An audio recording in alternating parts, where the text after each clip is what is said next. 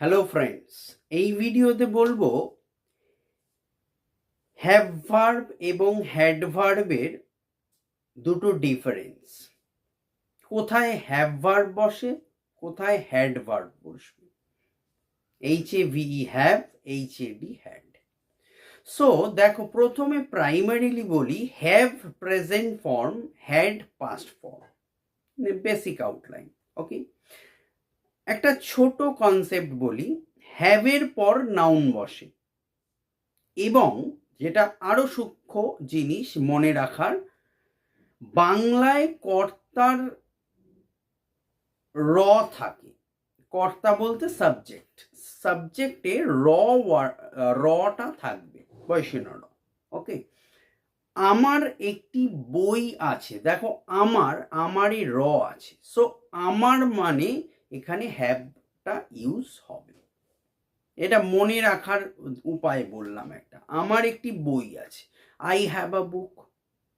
আমাদের একটি বাড়ি আছে, so we have a building or house. Okay, আমাদের র দেখো লাস্টে আছে। তো কর্তার শেষে যদি বৈশিণ্য র থাকে, সেক্ষেত্রে কিন্তু অলওয়েজ হ্যাভ ভার্ব বসবে।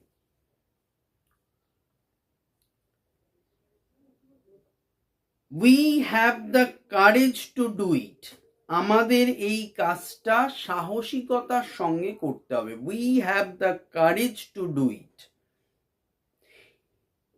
তার খুব তীক্ষ্ণ বুদ্ধি আছে, তার বৈশিণ্যর, তয়াকার বৈশিণ্যর, he has a sharp memory. Okay, এই হচ্ছে হ্যাভ আর হ্যাজের বিষয়টা বললাম।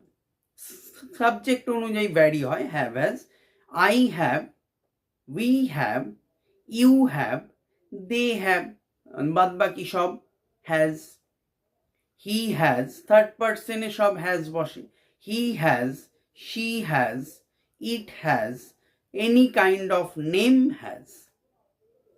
ওকে, so then we talk about had. Had সম্বন্ধে বলবো। হ্যাড হচ্ছে পাস্ট ফর্ম, প্রথমেই বললাম। তাহলে হ্যাডের হচ্ছে, এখানে হচ্ছে র থাকবে এবং আছে থাকবে। এই বললাম আমার একটি বই আছে, আছে আর র থাকলে কর্তার সাথে হ্যাভ বসছে। আর এখানে হবে ছিল, আমার একটি বই ছিল, আই হ্যাড